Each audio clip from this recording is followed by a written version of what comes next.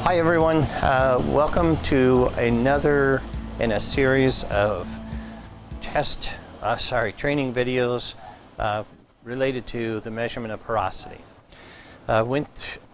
We have a number of methods that we will cover in this series. If this is your first visit, we have covered, or we will have covered, the Gurley method, the Sheffield method, Benston method, and today I want to cover the Frazier method. The Frazier method is certainly something that, let's say, it's not an unusual test by any means, but it's several orders of magnitude measurement of several orders of magnitude of airflow higher than what you might already recognize as the Gurley method or the Sheffield method or the Benson method. What we're looking at doing here is the measurement of products like filter material for, let's say, cleaning your air system, filter media for your automobile, furniture backing, things of that nature that might have a very open structure like we've seen here.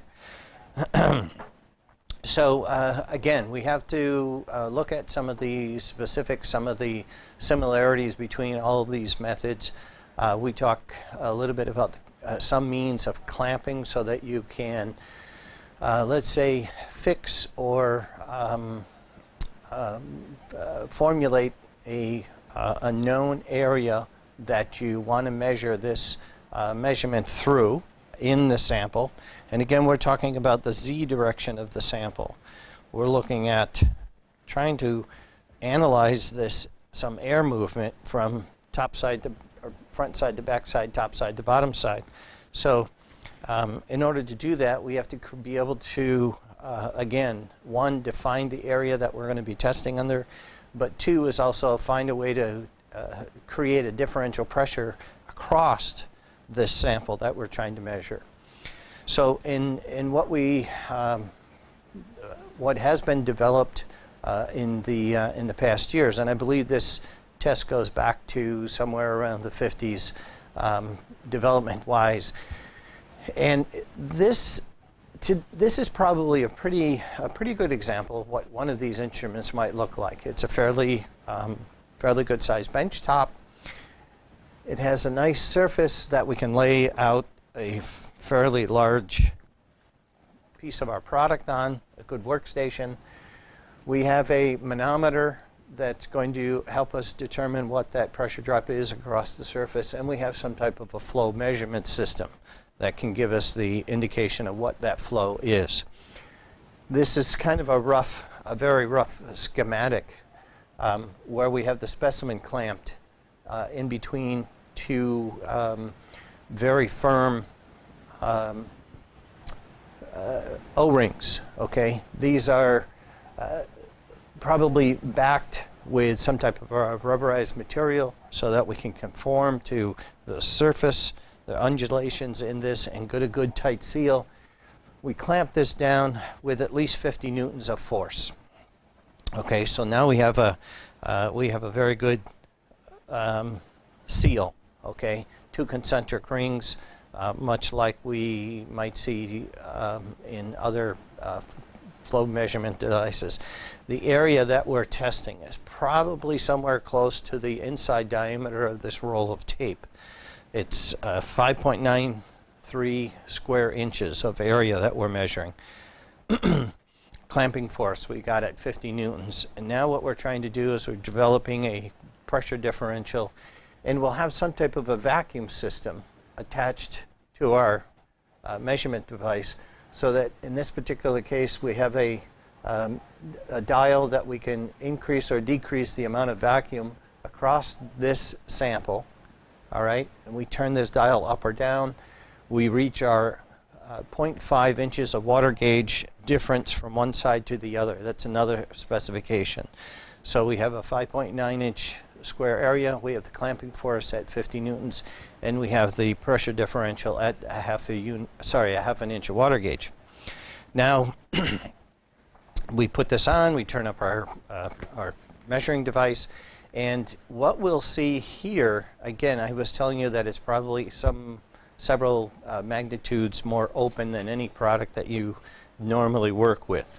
Sheet of paper, maybe it's some box board or whatnot. There's a lot of air that has to pass through this in order to make this device as efficient as it can, to not only allow a lot of air to pass through, but also to be able to capture the particulates that you're trying to filter out. Same thing here with this air filter. What we're trying to do is filter out the ambient contaminants so they're not drawn into our engine, our combustion engine, and then causing some problems with the mechanics. So we crank up our pressure differential here. We look for the half-inch water gauge differential, and that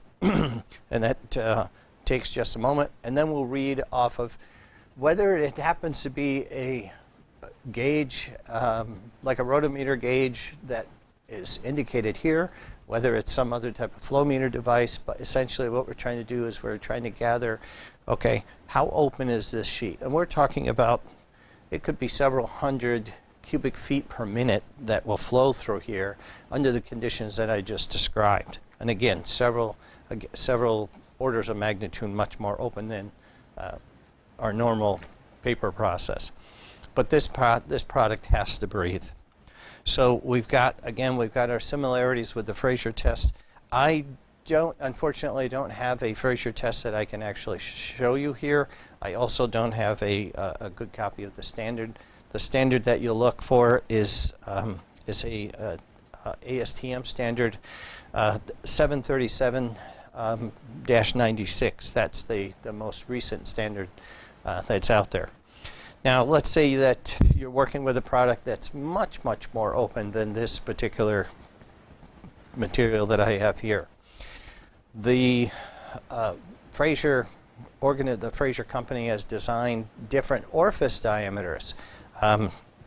If we were to take an orifice diameter like this, we set it up under the conditions that we just talked about, half-inch of water gauge differential. Now let's say we're getting 700 cubic feet per minute.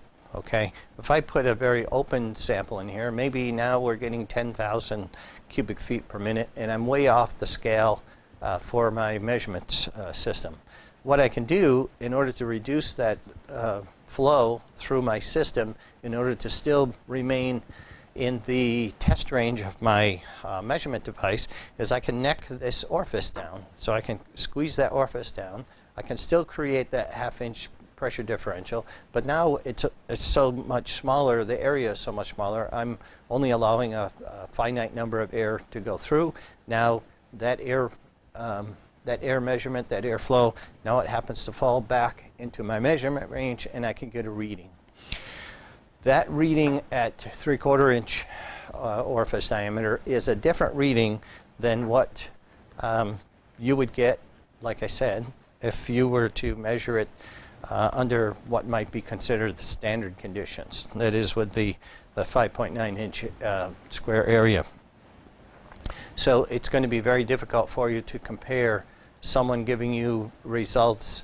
If you have a Frazier test that you have let's say the standard size orifice, a customer sends you a sample that they want you to try, and you have a standard size orifice, they've measured it under 3/4 inch orifice, you're going to have some difficulties actually comparing your results to theirs.